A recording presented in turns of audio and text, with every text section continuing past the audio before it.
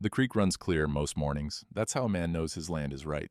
Cole Brennan rode down to check the water level, same as he'd done every dawn for 8 years since his wife passed. The sun wasn't up yet, just that gray light that makes a man feel alone, even when he ain't. He smelled it before he saw it. Metallic. Wrong. Cole pulled the badge from the mud. Silver Star, Deputy U. S. Marshal. The metal was bent almost in half. Someone had tried real hard to make sure she stayed down. He checked her pulse again, weak but steady. The bleeding from her head had slowed. That was something. But her breathing came shallow, and her lips were turning blue. The cold water was killing her as sure as the beating had tried to. He couldn't leave her. Couldn't ride for help, neither. 8 miles to town. She'd be dead before he got back. His hands moved without thinking. Old training from a life he'd walked away from. He pressed his jacket against the worst of the head wound. Checked her pupils. One was bigger than the other. Not good. Her ribs shifted under his touch, and she moaned. Broken. At least 3 of them. Maybe punctured lung. The survey stake stood 10 feet away at the boundary line. His father's brand burned into the wood. CB for Cole's father, Cyrus Brennan. Been there since 1855. Longer than Cole had been alive. He'd come back to that later. Right now, he had to move her. The creek wasn't deep, but it was cold, and she was going into shock. He lifted her careful. She didn't weigh much. Her head lolled against his shoulder, blood soaked into his shirt. The ride back to the ranch took 10 minutes. Felt like an hour. Every jolt made her breath catch. He kept talking to her even though she couldn't hear.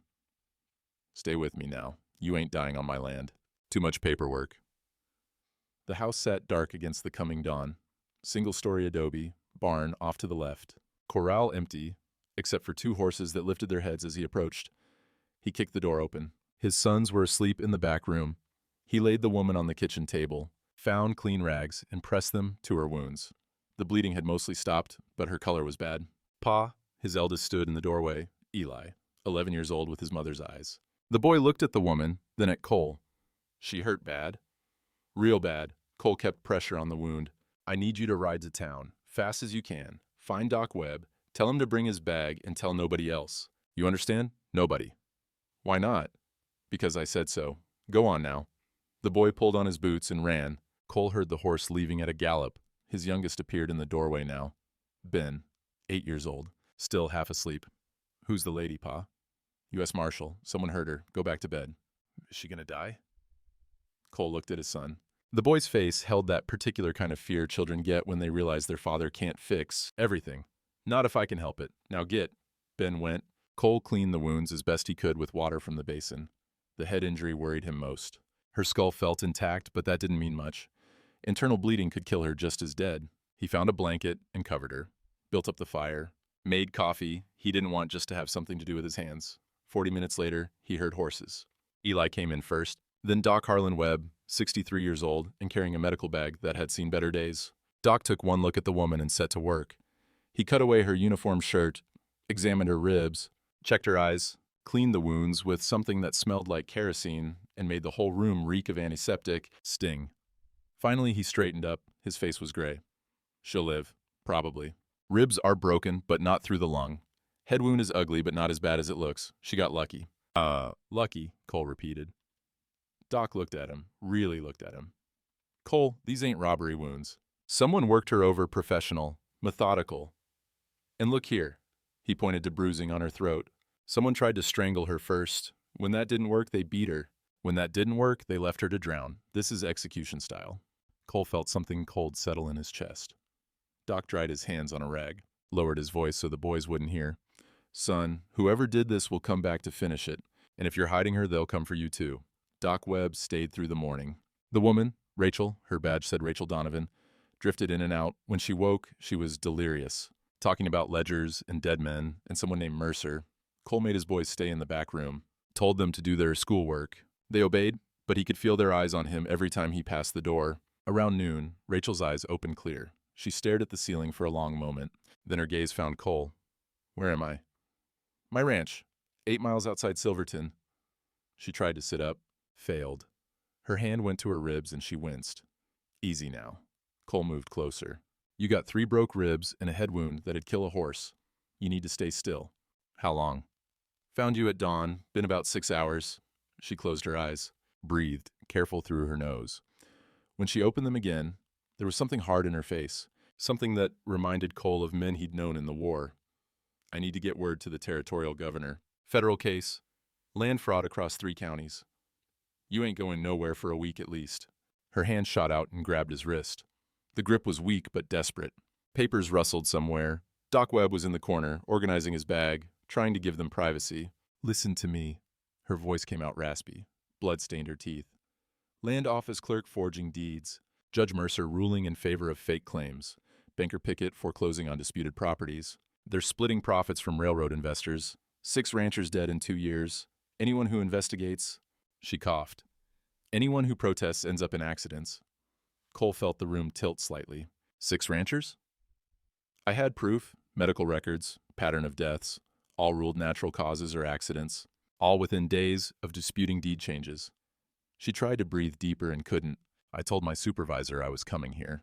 They must have... Someone tipped them off. As Doc Webb stepped closer now. His face had gone pale. Rachel, he said quietly. What were the names? She looked at him like she was seeing him for the first time. Recognizing something. You're the town doctor. I am. Then you signed the death certificates. Samuel Greer, Aaron Tully, Michael Vance, Thomas Keene. Her eyes locked on Cole. And the first one, 5 years ago, the one that started it all, your father. The world stopped. Cole heard his own breathing, heard the creak of the house settling, heard one of his boys cough in the back room, but her words seemed to come from very far away. What did you say? Doc Webb's hand was in his medical bag. He pulled out a small journal, brown leather, worn at the edges. Cole had seen him writing in it plenty of times over the years. Private medical notes, he'd always thought. Doc set the journal on the table beside Rachel. Show him.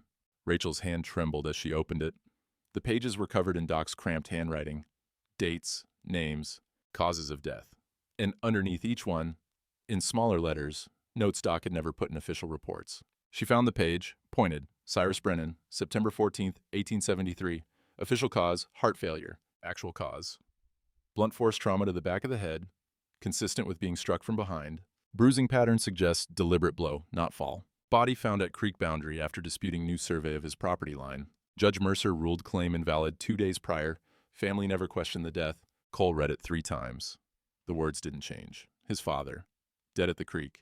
The same creek where he'd found Rachel this morning. Same place, same pattern. I kept records, Doc said softly. Didn't know what else to do. Couldn't prove nothing. Couldn't trust the law because the law was in on it. So I just wrote it down. Every name, every detail they made me lie about. Rachel's hand was still on Cole's wrist. Your father disputed a deed boundary. Judge Mercer ruled against him. 2 days later, he's dead. Natural causes, the report said. But there's more. She coughed again. After his death, the land was resurveyed. Creek boundary moved 200 yards onto his property. New claim filed by an Eastern investor. Then sold to the railroad for triple the price. Who? Cole's voice didn't sound like his own. The investor was a shell company. Real buyers were Mercer, Holt, and Pickett. They've been doing it for 5 years. Find a property they want, forge the deeds, rule against the owner in court. If the owner fights back... She gestured weakly at her own broken body. Accident. Cole looked at Doc. You knew. For 5 years you knew my father was murdered, and you said nothing. I had no proof, just suspicions. Just patterns. Doc's hands shook. Cole, I'm an old man. I got no family. But you got 2 boys in the other room. These men kill anyone who stands in their way. I documented everything because I hoped someday someone with the authority to stop them would come along. He nodded at Rachel. She came, and look what they did to her. Rachel's eyes started to close again, fighting to stay conscious. 6 families, she whispered. 6 men dead, all because they wouldn't let thieves steal their land. Your father was the first. The others, they saw what happened to him. Some fought anyway, some stayed quiet. The ones who fought died. The ones who stayed quiet lost their land piece by piece. Her hand slipped from Cole's wrist. 3 days ago, I found the ledger. Clerk Holt keeps duplicate records, shows the real deed changes, the forgeries, everything. I was bringing it to the governor when they... Her voice faded. They took it. Took everything. She passed out again. Cole stood there. The journal was still open on the table. His father's name in Doc's handwriting. The truth written down, but never spoken. 5 years. He'd buried his father and never asked questions, never pushed, just accepted the story they fed him and went on with his life. Kept his head down, raised his boys, stayed quiet. How many more died because he didn't ask questions? Doc Webb put a hand on his shoulder. I'm sorry, son. I should have told you. Should have told someone. But I was afraid. We all were. Still are. Cole looked at him. How many more names you got in that journal? 6 total, including your father. And how many more will there be if we stay quiet? Doc didn't answer, didn't need to. That afternoon, Cole sent the boys to the barn, told them to check the horses and stay there till he called them. They went without arguing. Good boys. They knew when their father's voice meant business. He found the locked trunk in his bedroom. His father's things. Papers and documents Cole hadn't looked at in years. The key hung on a nail behind the doorframe. The lock clicked open. Dust rose from inside. The smell of old leather and dried ink filled his nose. The original deed was at the bottom, folded careful. Paper gone yellow at the edges, but the writing was still clear. Legal description of the property boundaries. Dated May 12, 1855. His father's signature at the bottom, strong and sure. Witnessed by a territorial surveyor named James McCall. The creek boundary was marked specific. Southern property line follows the natural course of Silverton Creek from the eastern mesa outcropping to the western cottonwood grove, approximately 840 yards. Cole spread it on the kitchen table. Rachel was still unconscious. Doc had gone to town for more supplies, said he'd be back before dark. Cole went to his desk, found the survey notice that had arrived 3 weeks ago, official looking. Land office, seal, at the top. Signed by Raymond Holt, territorial clerk. He laid it beside his father's deed. The boundary had moved. Not by accident, not by natural shift of the creek. Someone had drawn a new line, 200 yards north of the original, right through the heart of his water access. Cole measured it twice with the ruler his boys used for schoolwork. 200 yards, maybe more. With the new boundary, the creek would be off his property entirely. His cattle would have no water. His horses would have no water. His family would have no water. Without water, the ranch died. Simple as that. Pa? Eli stood in the doorway, hadn't heard him come in. The boy's eyes went into the papers on the table. What's all that? Land papers. Boundaries and such. Like a map? Something like that. Eli came closer, looked at the two documents side by side. His finger traced the creek line on the old deed, then the new survey. They don't match. No, they don't. Which one's right?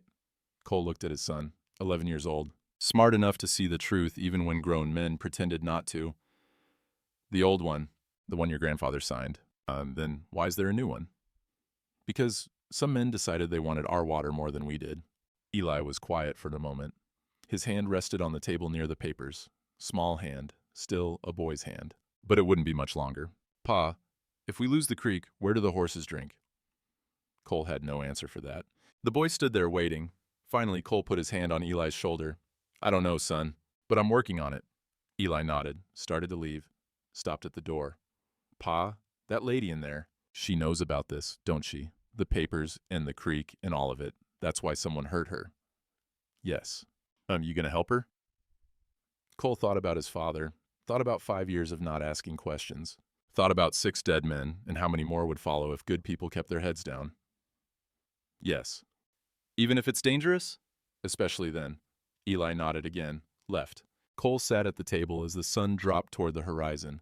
The papers lay in front of him, evidence of theft, of corruption, of murder dressed up as legal proceedings. Night came on slow. He lit the lamp. The flame guttered in the draft from the window. He was still sitting there when he heard the horse outside. Doc Webb came in, careful, looked around before closing the door behind him. He set his medical bag down, pulled something from inside his coat, the brown leather journal. I thought about what you said earlier. Doc's voice was low. About how many more names will be in this book if we stay quiet. He laid the journal on the table beside the deeds. So I'm done staying quiet. Cole looked at him. They'll come after you. I'm 63 years old, got no wife, no children, no one to threaten. Doc pulled out a chair and sat down heavy. But you do. Those boys of yours. They need their father. They need their father to be a man worth respecting. Doc smiled. It was a sad smile. Your father said something like that, right before he died. The journal lay between them. Doc opened it to a page near the middle. 6 names, 6 dates, 6 lies written underneath the truth. Samuel Greer, 1806, fell from his horse, actually beaten to death 2 days after he filed a complaint about a forged deed. He turned the page. Aaron Tully, 1876, kicked by a mule. Mule actually strangled. Had gone to the territorial capital to report Judge Mercer. Another page. Michael Vance, 1877, drowning. Actually held underwater. He'd hired a lawyer from Santa Fe. 3 more names?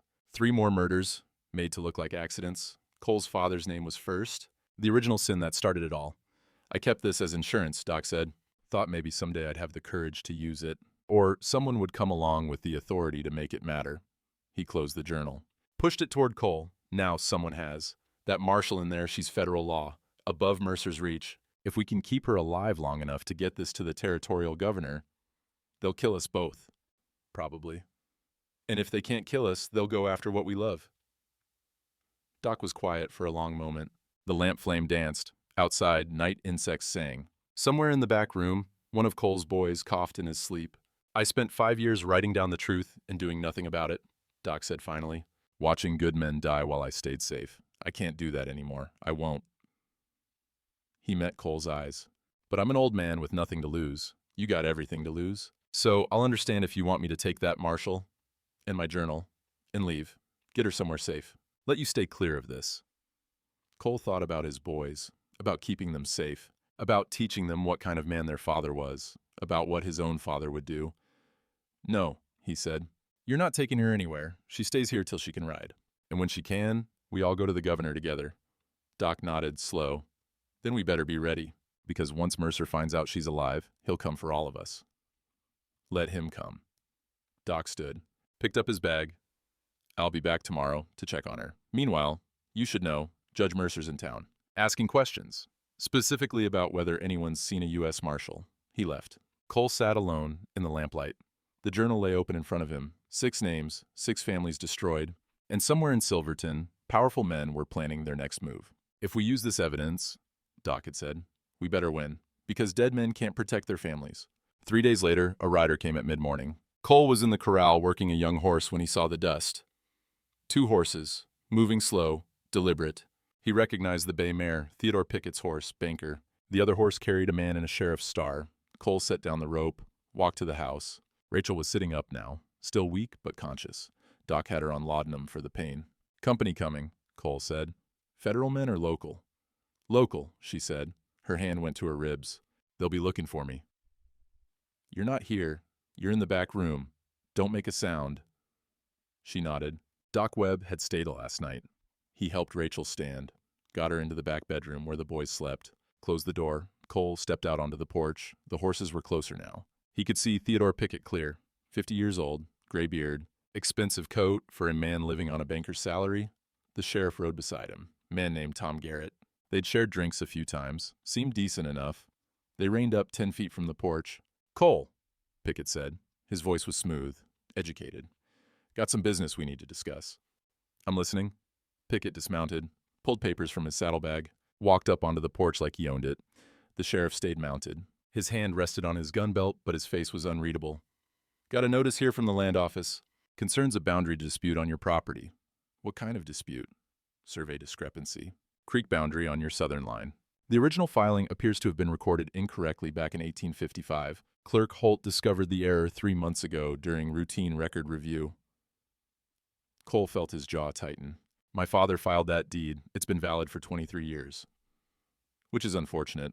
But incorrect filings don't become correct just because time passes. Pickett held out the papers. Official seal, legal language. The corrected survey shows the creek boundary 200 yards north of the original claim, which means a significant portion of your water access is actually public land. Your cattle have been trespassing. That's a lie. That's what the records show. And Pickett's smile didn't reach his eyes. Now, the bank holds your father's original mortgage. When he passed, you assumed that debt. Terms were clear. Property boundaries as filed with the Territorial Land Office. The boundaries haven't changed. Actually, they have. As of 3 weeks ago, when the correction was officially recorded, Pickett set the papers on the porch rail. Due to this discrepancy, the bank is exercising its right to demand immediate payment of the outstanding mortgage balance, $800. Cole stared at him. $800. Might as well be $8,000. He had maybe $40 to his name. The ranch made enough to feed his family and keep the horses shod. That was all. I don't have that kind of money. I understand. Which is why the bank is prepared to make a generous offer. We'll forgive the debt entirely if you're willing to sell the property. We have a buyer interested. They're offering $1,200. You'd walk away with $400 profit and no debt. Who's the buyer? Investment group out of Kansas City, railroad expansion interests. Cole looked at the papers, at Pickett's smooth face, at the sheriff who wouldn't meet his eyes. And if I don't sell, then the bank will foreclose. You'll have 3 days to produce $800 or vacate the property. Pickett picked up the papers, held them out. I'd strongly encourage you to take the offer, Cole. It's more than fair, more than you'd get at auction. Cole didn't take the papers. My father died defending this land. Your father died of heart failure, very sad. But that doesn't change the legal reality. Pickett's voice hardened slightly. 3 days, Cole. That's all I'm authorized to give you. After that, everything you own becomes property of the bank. He set the papers down again, walked back to his horse, mounted up smooth. The wax seal on the papers gleamed red in the sunlight. One more thing, Pickett said. He smiled, cold, empty. Your father thought he could fight the law too. Didn't end well for him, did it? They rode off. Cole stood on the porch long after the dust settled. The papers lay where Pickett had left them. Official. Legal. Lies wrapped in seals and signatures. Doc Webb came out from inside. You hear all that? Every word. Doc's face was grim. 3 days. That's faster than the others. They're accelerating. Because they know Rachel's missing. They're worried. They're tying up loose ends. You're a loose end, Cole. Inside the house, Rachel called out. Her voice was weak but urgent. Cole went in. She was standing in the doorway of the back room, holding onto the frame for support. I heard. They're moving fast because they know I'm alive somewhere. They can't find me, so they're clearing the board. Anyone I might have talked to. Anyone who might have evidence. They can't know I have you here. They don't need to know. They just need to eliminate possibilities. She moved to the table. Sat down hard. This is how they work. Legal pressure, financial pressure. And if that doesn't work? She didn't finish. Cole knew what came next. Night fell hard. Cole fed his boys and put them to bed early. Told them everything was fine. They didn't believe him, but they went. Doc left after dark, said he'd be back in the morning. Said to keep watch, said a lot of things that boiled down to, be careful. Cole sat in the dark kitchen. The lamp was out, just moonlight through the window. He could hear his boys breathing in the back room. Even breaths. Safe breaths. The breaths of children who trusted their father to keep the monsters away. He must have dozed. The smell woke him. Smoke. He was up and moving before his eyes fully opened. Out the door, the barn, orange glow flickering in the gaps between the boards. Not a full fire yet. Just starting, he ran. The barn door was ajar. Inside, flames licked at the hay bales near the back wall. Small fire. Contained. Like someone had set it careful, like they wanted it found before it spread. Cole grabbed a bucket, started throwing water. The fire went out easy. Too easy. This wasn't meant to burn the barn down. It was a message. He found it next to the water trough. A pocket watch. Silver case. Expensive. The kind a man wore to show he had money. Initials engraved on the back. R.H. Raymond Holt. Land office clerk. Cole heard screaming, his boys. He ran back to the house. Eli and Ben stood in the doorway in their nightshirts, faces white. They'd seen the fire. Thought the barn was burning. Pa! Eli's voice cracked. Pa, are bad men coming? Cole knelt down, pulled both boys close. They were shaking. Ben was crying. Eli was trying not to. Yes, Cole said. His voice was steady even though his hands weren't. Bad men are coming, but I won't let them hurt you. Promise? He looked at his sons, 8 and 11, their whole lives ahead of them, and men who would burn their home just to make a point. I promise. Ben buried his face in Cole's shoulder. I'm scared. I know, me too. You're scared? Eli looked up at him. You're never scared. Being scared don't mean you're weak. It means you got something worth protecting. They stood there in the doorway. The smell of smoke hung in the air. The watch was heavy in Cole's pocket. Evidence and threat all at once. Rachel appeared behind them. She'd gotten up somehow, was leaning against the wall. They know, she said quietly. Maybe not that I'm here specifically, but they know you're involved. They're warning you. Cole got his boys back to bed, sat with them until they slept. Then he went back to the kitchen. Rachel was at the table. The watch sat between them. They got close, Cole said. Close enough to start a fire, close enough to leave this, close enough to hurt my boys. I should leave. Tonight. Take the ledger and go. Get it to the governor myself. Keep you out of this. You can barely walk. I'll manage. No. Cole picked up the watch, turned it over in his hands. They did this to show they can reach my sons anytime they want. Running won't change that. They'll still come for us, for you, for anyone who knows the truth. So what do we do? Cole set the watch down, looked at her. She was a federal marshal. He was a rancher. Neither of them had an army. Neither of them had the law on their side because the law was corrupted. But they had the truth. And they had the names of 6 dead men who deserved justice. We fight, Cole said. But not alone. Your way didn't work. You came in with federal authority, and they beat you and left you to die. My father's way didn't work. He fought them in court, and they killed him. He tapped the watch. So we find a different way. What way? The way they can't stop. We make this public. Get enough witnesses that they can't silence everyone. Make enough noise that the governor has to act. Rachel shook her head. This town is terrified of them. No one will testify. No one will stand up. I tried. They all looked the other way. Then we find the ones who are tired of looking away. Cole stood, went to his father's trunk, pulled out the original deed, brought it back to the table, set it beside Doc's journal, beside Rachel's bent badge, beside the watch that threatened his children. Evidence, he said. We got evidence. We got witnesses who've been silent but wrote things down. We got a federal marshal who won't quit, and we got time. 3 days before they foreclose. 3 days to build a case they can't ignore. 3 days isn't enough. Then we make it enough. He looked toward the back room where his boys slept, where they'd woken up screaming because bad men were burning things in the night. I got a choice, Cole said quietly. I can run and teach my boys that fear wins. That evil wins if you just keep your head down long enough. He met Rachel's eyes. Or I can stand up, maybe die standing up. But at least they'll know their father died for something that mattered. Rachel was quiet for a long time. Your father would be proud, she said finally. My father's dead because he stood alone. I ain't making that mistake. Outside, the wind picked up, carried the smell of burnt hay. The watch gleamed in the lamplight. Someone's initials. Someone's threat. Someone's mistake. Because threats only work on men who are afraid to lose. And Cole Brennan had already lost the most important thing once. His wife, his father, his illusions about justice and law. He had nothing left to lose except his sons and his soul, and he'd fight to keep both. Morning came cold. Cole made breakfast for his boys, eggs and biscuits, coffee for himself. They ate in silence. Both of them kept glancing toward the barn. The smell of smoke still hung faint in the air. Finally, Eli set down his fork. Pa, what's happening? Cole had thought about this all night. How much to tell them? How much truth children could carry. But then he remembered his own father. How Cyrus Brennan had never lied to him, never treated him like he was too young to understand hard things. Men are trying to take our land, Cole said, using the law to do it, making up lies about boundaries and deeds. Can they do that? Ben asked. His eyes were wide. 8 years old, still believed the world was fair. They're doing it. Whether they can or not depends on whether good men stop them. Are you going to stop them? Cole looked at his youngest son, saw his mother's face in the boy's features, saw hope that hadn't been beaten out of him yet by the world's cruelty.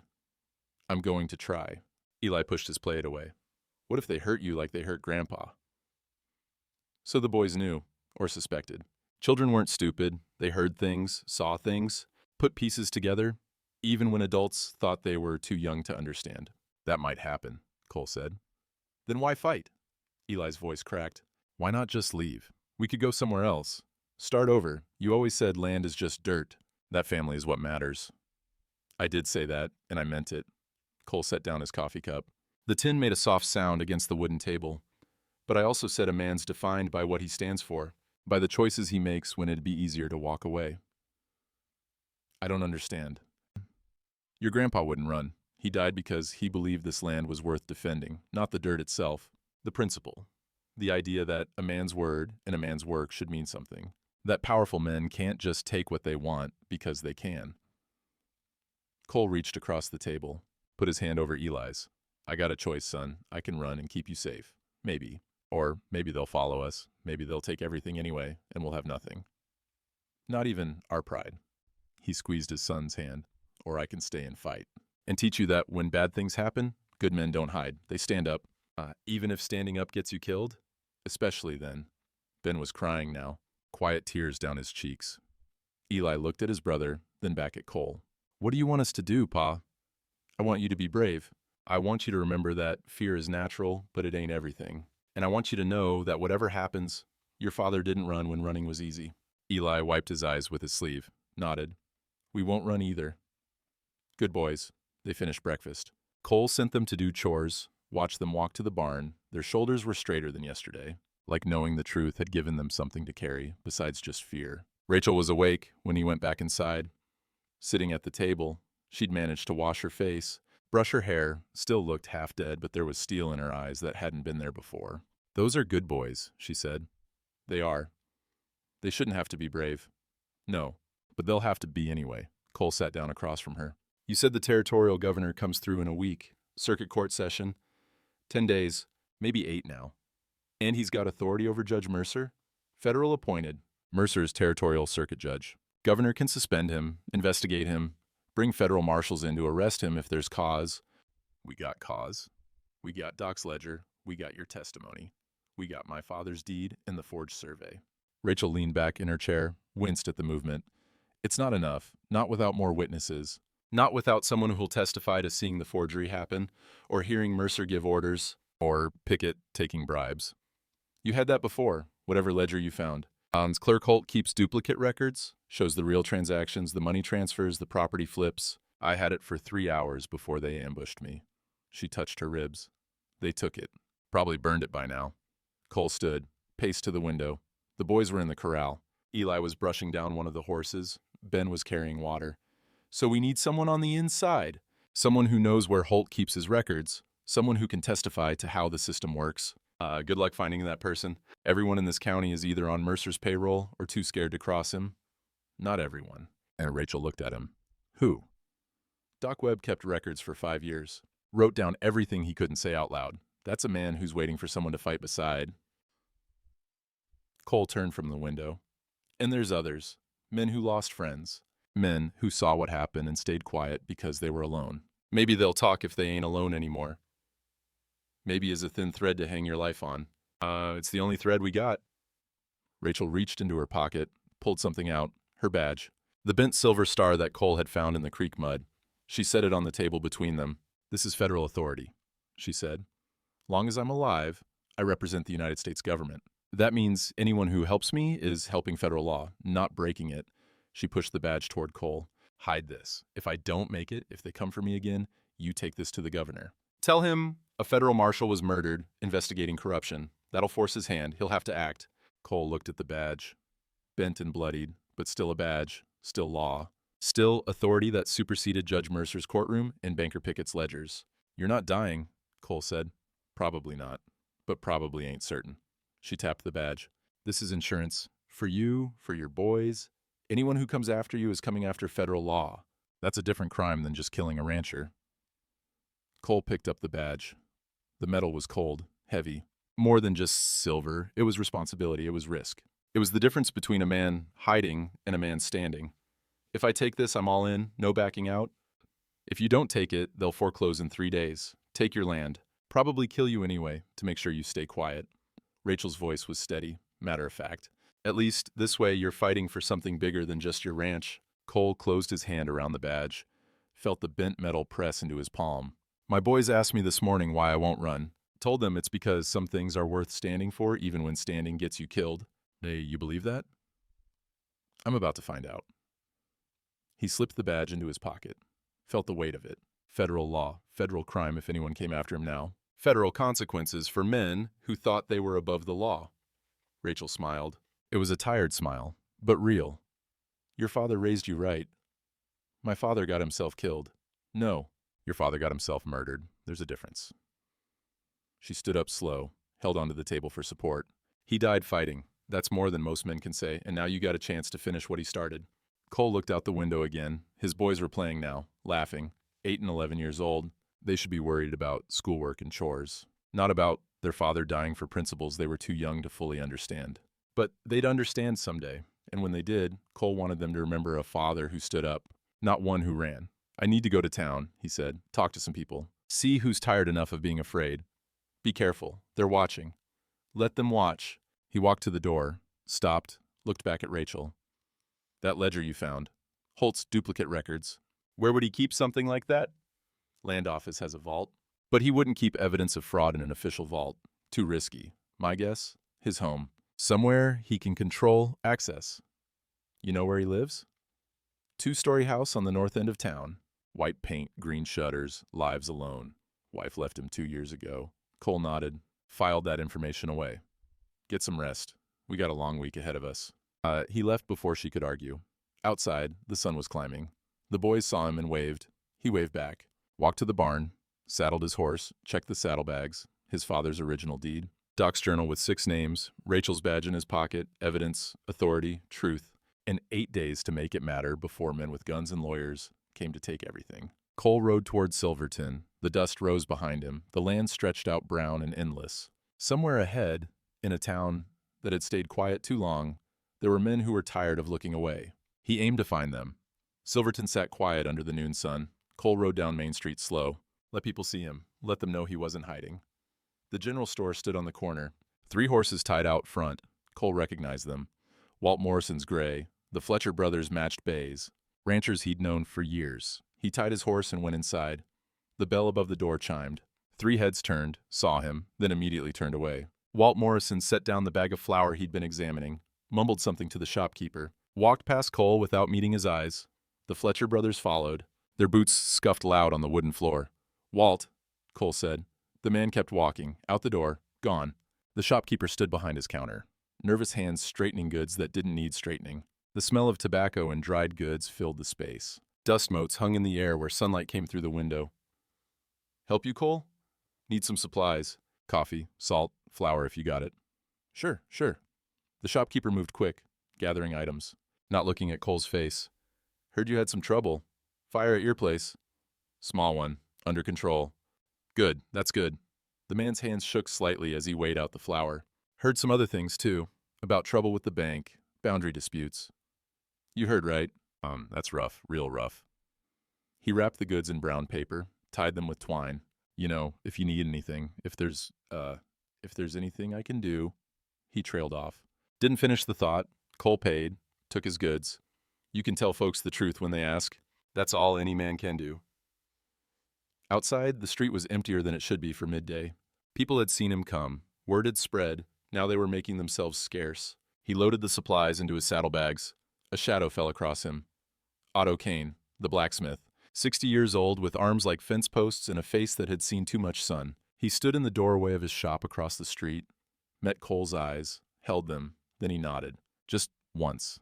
Slow and deliberate. Cole nodded back. It wasn't much, but it was something. He mounted up, started to ride out. Another horse fell in beside him. Cole's hand went to his gun. Relaxed when he saw who it was. Sheriff Tom Garrett, 50-some years old, gray in his beard. Star on his chest catching the light. "Cole. Sheriff." They rode side by side, out of town, onto the road that led back toward Cole's ranch. Neither man spoke for 100 yards. Finally, Garrett cleared his throat. "Need to talk to you. Private." "I'm listening." "Not here." Garrett looked back over his shoulder. "Creek boundary on your property, the disputed line. Meet me there in 20 minutes." He turned his horse and rode off before Cole could answer. Cole watched him go. Then he continued home, dropped off the supplies, told Rachel to keep the rifle close, rode back out to the creek. Garrett was already there, sitting his horse near the survey stake with Cole's father's brand, the one that marked the original boundary. The sheriff dismounted when Cole approached. "What's this about?" Cole asked. Garrett pulled papers from inside his coat, folded careful, official looking. He held them out.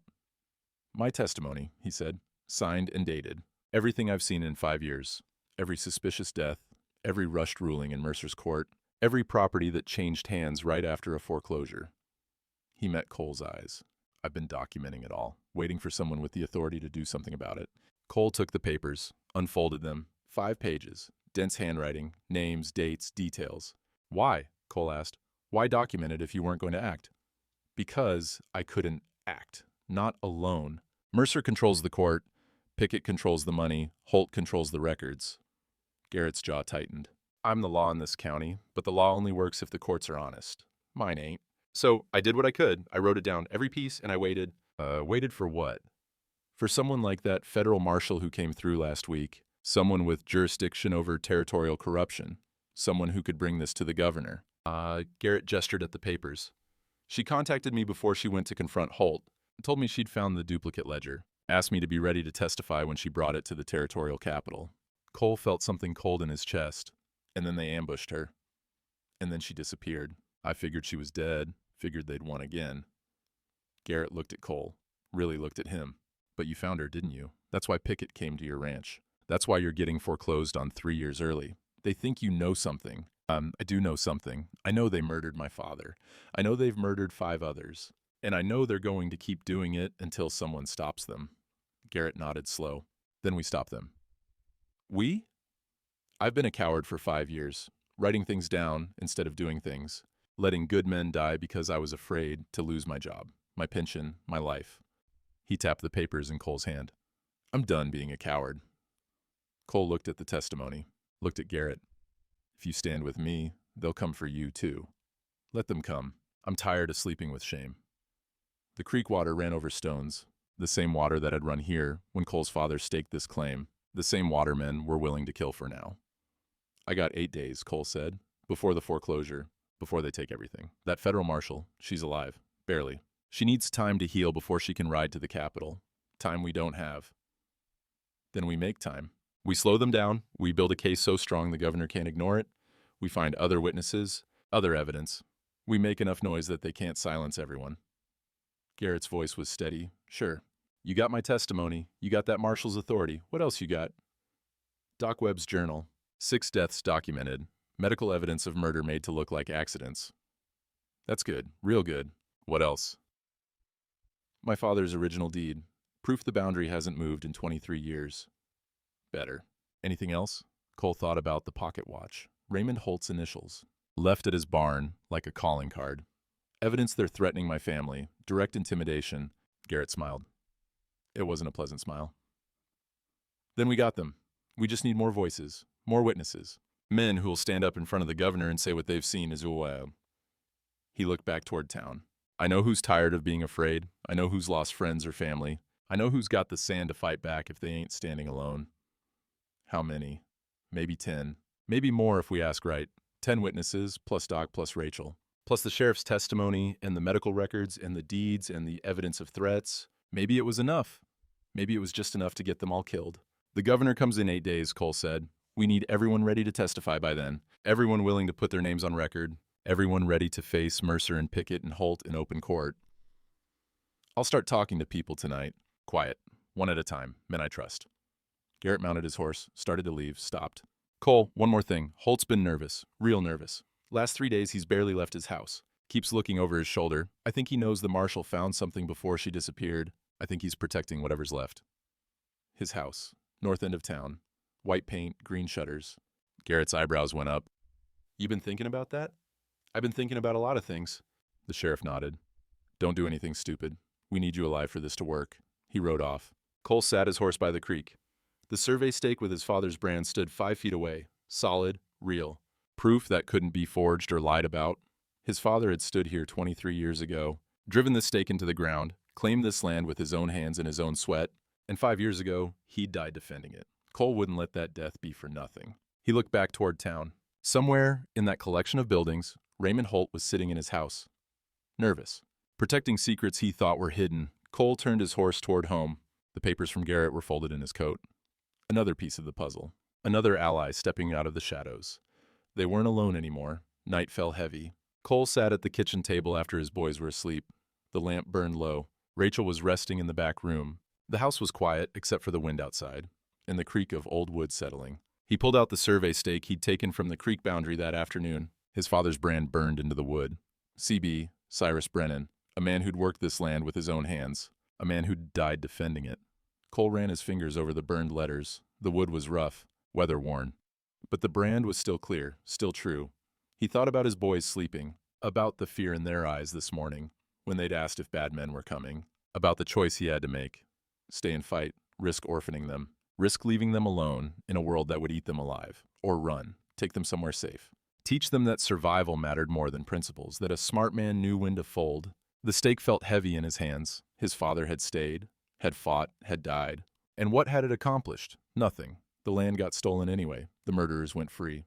And Cole had spent 5 years keeping his head down, raising his boys alone, pretending justice didn't matter. Maybe his father had been a fool. Maybe the smart play was running. Cole stood, walked outside.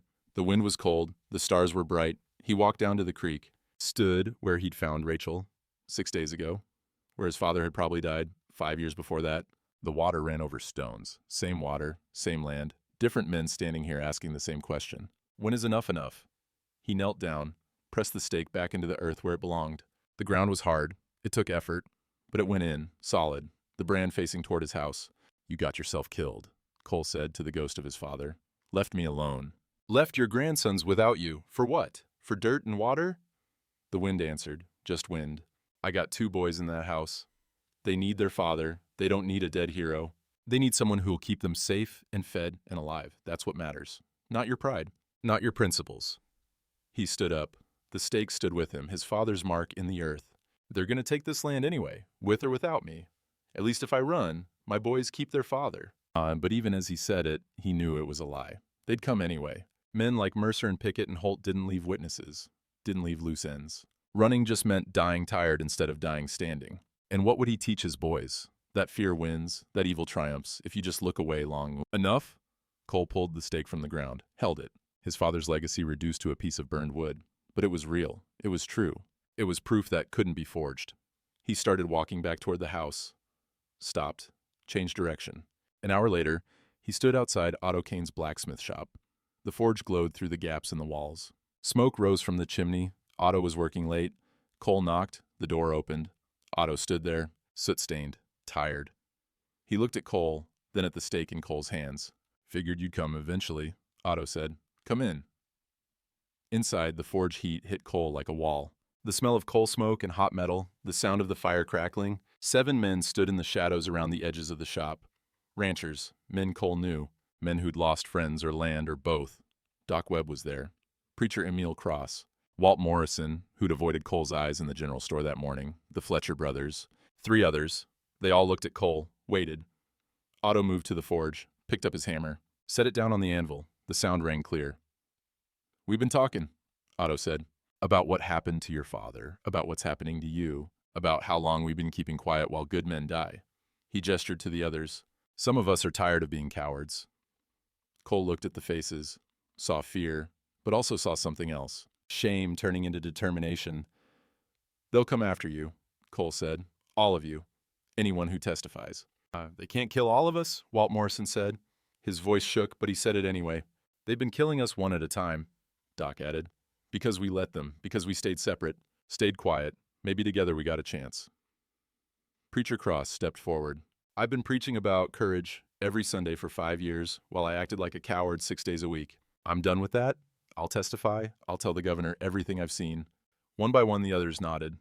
Cole set the survey stake on the anvil. His father's brand faced up. "This was my father's mark. Proof he claimed this land legal. Proof the boundaries haven't changed. Proof they're lying." He looked at each man. "I got a federal marshal with authority. I got Doc's journal with 6 names.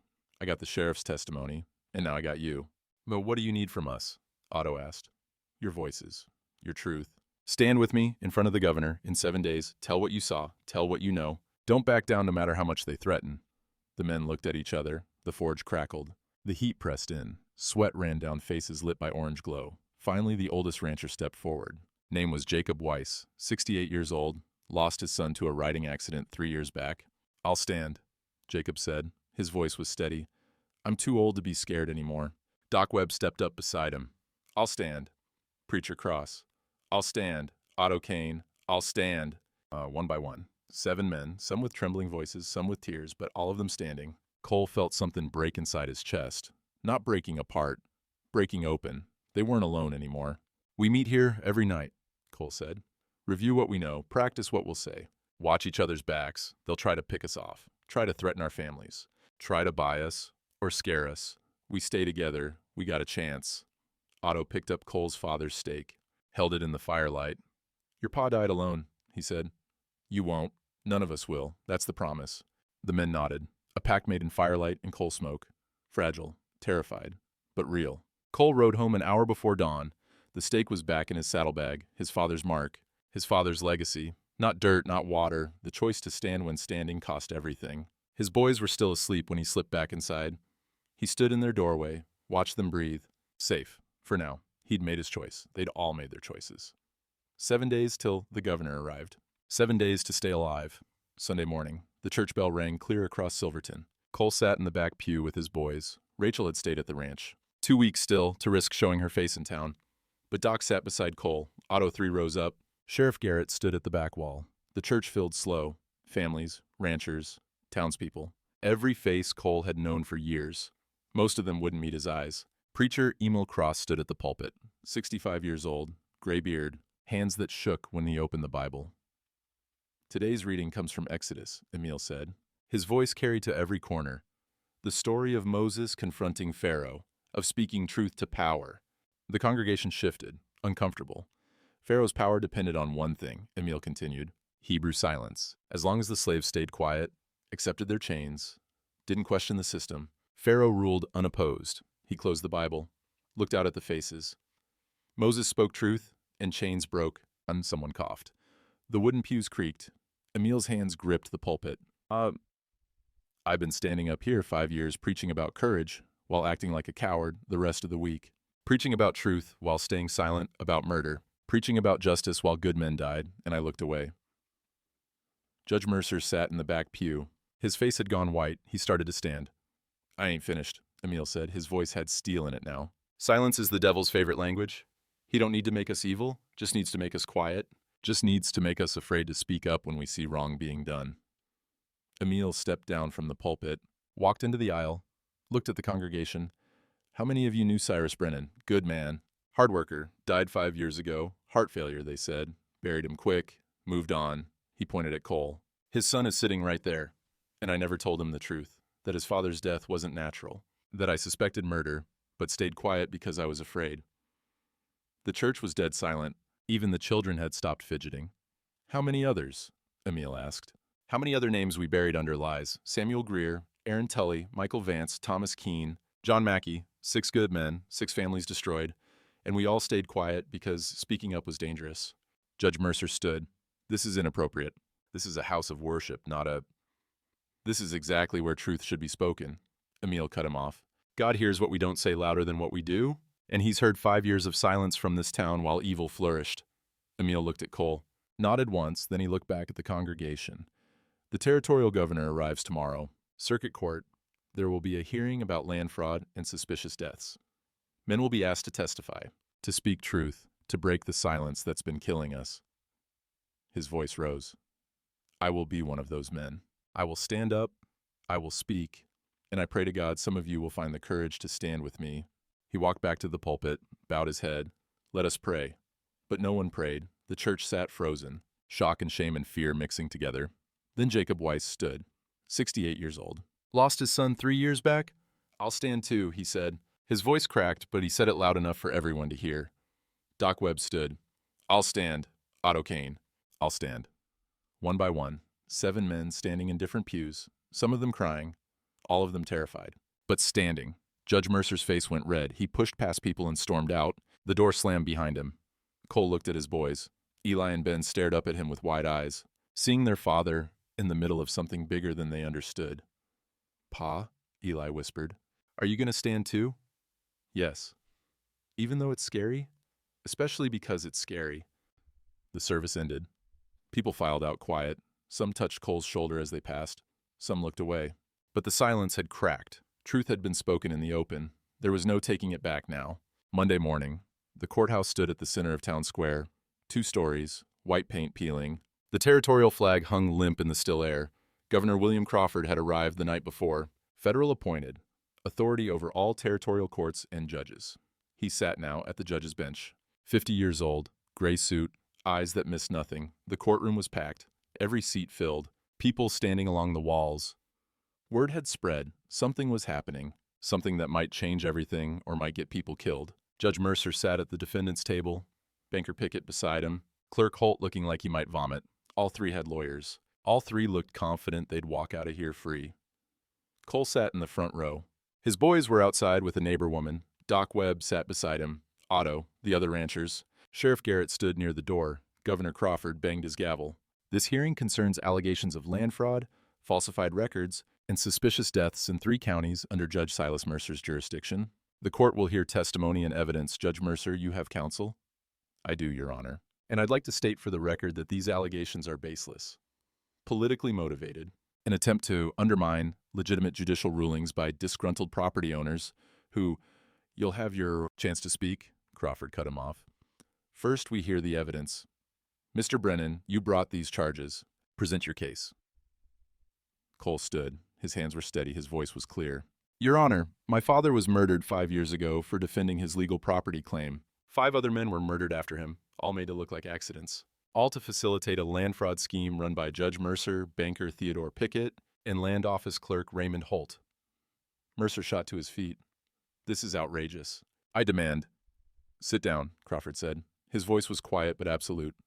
Mr. Brennan, continue. Cole pulled out his father's deed, walked to the bench, laid it down. My father filed this claim in 1855. Legal survey, witnessed, recorded. 3 weeks ago, I received notice that the boundary was incorrect, that my water rights were invalid, that I owed $800 immediately, or face foreclosure. He laid down the forged survey beside it.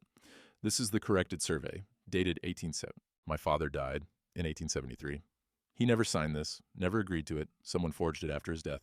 Then used it to steal his land. Crawford examined both documents. His face showed nothing. Cole continued. I got more. Medical evidence, witness testimony, federal authority, and I got a U.S. Marshal who nearly died investigating this case. The courtroom erupted in whispers. Crawford banged his gavel. Order. Mr. Brennan, where is this marshal? The back doors opened. Rachel Donovan walked in, limping, bandaged, but wearing her badge and her uniform. Every eye in the room turned to watch her approach.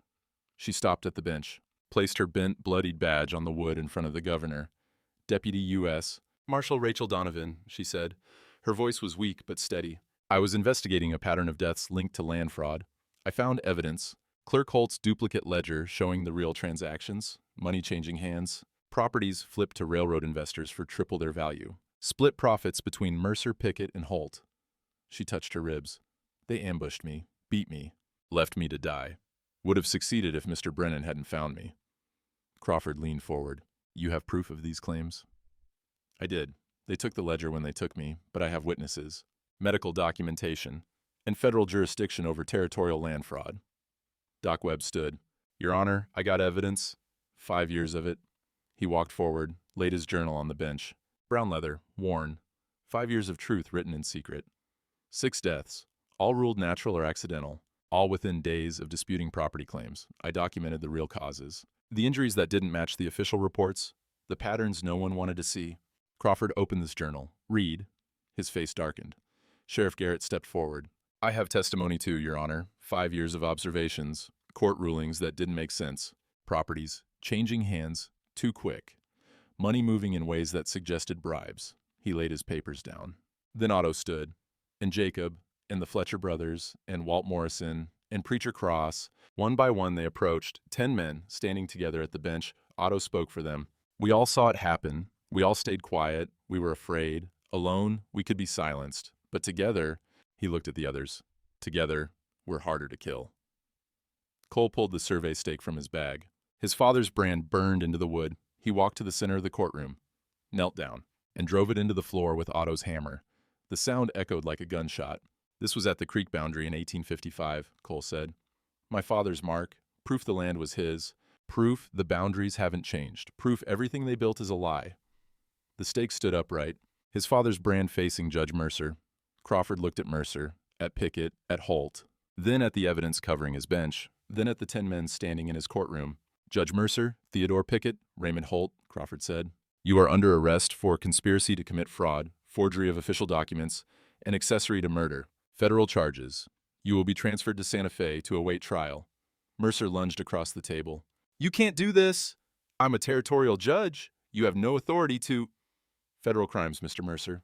I have every authority. Crawford nodded to the federal marshals who'd come with him. Take them. Chains rattled. Mercer screamed threats as they dragged him out. Pickett went quietly, his face gray. Holt was crying. The courtroom sat stunned. Then someone started clapping, then another. Then the whole room stood and applauded. Cole looked at his boys in the doorway. They were crying. So was he. 10 men who'd been afraid to speak had found their voices, and silence had finally broken. Governor Crawford stayed in Silverton 3 more days, sorting through records, interviewing witnesses, building the federal case that would hang Mercer, Pickett, and Holt. On the 4th day, he called a public meeting in the town square. Every family came, standing room only. The smell of dust and sweat and nervous hope filled the air. Crawford stood on the courthouse steps, papers in his hand. His voice carried across the crowd. I've reviewed the land office records, every deed filed in the last 5 years, every property transfer, every court ruling. He paused. Let the weight settle. 43 fraudulent transactions, 16 forged deeds, 6 murders made to look like accidents, and profits totaling $43,000 split between 3 men who swore to uphold the law.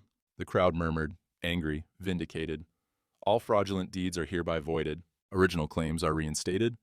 Families who lost property will have it returned. Families who lost loved ones. His voice softened. Nothing can return the dead, but the territorial government will pay reparations from seized assets. $800 per family. It's not enough, but it's something. He looked directly at Cole. Cyrus Brennan's original claim is validated. The creek boundary stands as filed in 1855, no foreclosure, no debt.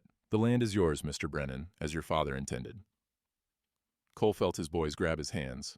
Eli on one side, Ben on the other, squeezing tight. Crawford continued. This county has been under corrupt rule for 5 years. That ends today. I'm appointing Sheriff Tom Garrett as interim judge until proper elections can be held. Raymond Holt's position at the land office goes to his deputy, who had no knowledge of the fraud. And the bank, he smiled cold. The bank is under federal investigation. New management will be installed by week's end. Rachel Donovan stood beside Cole, still bandaged, still weak, but alive. The federal government thanks those who testified, Crawford said. Your courage saved this county and possibly saved your own lives. Silence was killing you. Truth set you free. The meeting ended. People came to Cole, shook his hand. Some apologized for looking away, some just nodded. Respect without words. Doc Webb pulled Cole aside. Your father would be proud. My father would be alive if I'd asked questions 5 years ago. You'd both be dead and nothing would have changed. Doc gripped his shoulder. You finished what he started. That matters. Otto approached with the survey stake. He'd pulled it from the courtroom floor, handed it to Cole. For your boys, Otto said. So they remember. 2 days later, Cole rode to the creek at dawn. His boys rode with him. The sky was turning pink. The air smelled of sage and morning dew. They stopped at the boundary, the place where Cole had found Rachel, the place where his father had probably died, the place where everything had changed. Cole dismounted, took the survey stake, his father's brand facing up. Help me, he said to his boys. Together they drove it into the earth. 3 sets of hands, 3 generations of Brennan blood claiming this ground. The stake stood solid. True. Water flowed clear over the stones. The creek was theirs again. Legal. Protected. Paid for in blood and courage, and 5 years of silence, finally broken. Eli touched. The brand burned into the wood. Grandpa marked this? He did. 23 years ago. Before I was born, before you were born. He put his mark on this land and swore to defend it. And he did, Ben said softly, even though it killed him. Yes. They stood there. Morning light spreading gold across the grass, birds singing, horses grazing behind them. Peace that had been earned the hard way. Pa, Eli said, why'd all those men finally stand up after staying quiet so long? Cole thought about it, about Otto and Doc and the preacher, about 10 terrified men finding courage in each other. Because one woman wouldn't stay down, he said, and because sometimes it takes seeing someone else be brave before you remember how. They watched the sunrise over the creek, the water that had always been theirs. The land that would pass to his boys someday? The legacy written not in dirt, but in the choice to stand when standing cost everything. Rachel rode up slow, still healing but getting stronger. She'd be leaving soon. Back to federal duty. Other cases. Other corrupt men who thought they were above the law. She stopped her horse beside Cole's, looked at the stake, at the brand, at the creek, flowing clear. You did good, she said. We did good. All of us. Your boys will remember this. I hope so. Cole looked at Eli and Ben. I hope they remember their father didn't run when running was easier, that he stood up, that good men stood with him, that silence can be broken if you're willing to speak. Rachel touched her badge, no longer bent. She'd had it straightened in Santa Fe, federal authority restored. The trial starts next month. I'll need you to testify. I'll be there. And she nodded, turned her horse, rode toward town. Cole and his boys stayed at the creek, watching the water flow, listening to the land breathe. The stake stood between them, a marker, a memorial, a promise kept across 5 years and 6 graves. Come on, Cole said finally. We got work to do. Ranch don't run itself.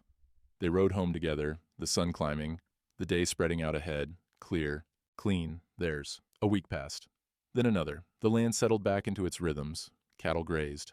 Horses drank from the creek. Cole's boys did their schoolwork and chores and played in the evening light like children should. One night, Cole sat on his porch watching the sun go down. The air smelled of juniper and cooling earth. His coffee had gone cold in the tin cup, but he held it anyway, just to have something in his hands. Otto rode up slow, dismounted, tied his horse without asking permission, climbed the porch steps with the careful movement of a man whose knees had seen 60 winters. He held something wrapped in cloth, set it on the rail between them. Brought you this, Otto said. Cole unwrapped it. A horseshoe, perfectly forged. The metal still showing hammer marks where Otto had worked it by hand. What's this for? What was broken? Otto said. Now it's mended. They sat in silence, watching the boys chase each other in the yard. Eli was teaching Ben how to throw a rope. Normal things. Good things. I've been thinking, Otto said finally, about what made us stand up after 5 years of keeping quiet. And? Fear got smaller when we stood together, or maybe courage just got louder. I ain't sure which. Cole took a sip of cold coffee. Does it matter? Reckon not. Otto pulled out his pipe, packed it slow. Your boys will remember this, you know. Not the fear, the standing. That's what I'm hoping. That's all a father can give. Not safety. Just an example of what a man does when the easy thing and the right thing ain't the same. Down in the yard where the barn fire had scorched the earth, Eli was digging, planting something. Cole had given him seeds that morning, corn and beans, life coming back from ash. The creek water ran clear in the distance, secure now, legal. The boundary marked by his father's stake and defended by his father's son. Otto stood to leave, shook Cole's hand. The grip was firm, honest. The handshake of men who'd walked through fire and come out the other side. They say silence is golden, Otto said. But I learned different. Silence is what evil counts on. And courage ain't the absence of fear. It's just deciding some things are worth being afraid for. He rode off into the dusk. Cole sat alone as darkness came on. His boys' laughter carried on the wind. Somewhere in the distance a coyote called. The land answered with its own silence. Not the silence of fear, the silence of peace. He looked at the horseshoe Otto had left. What was broken, now mended. That's what they'd done, all of them, together, mended what 5 years of fear had broken. And the land remembered. It always did. Cole finished his coffee, stood, walked inside where his boys were washing up for supper, where lamplight and warmth and the small rituals of family waited. The door closed soft behind him. Outside, the stars came out one by one, the creek kept running, and the survey stakes stood silent at the boundary, witness to what was, promise of what would be. The truth outlasts the lie, every single time.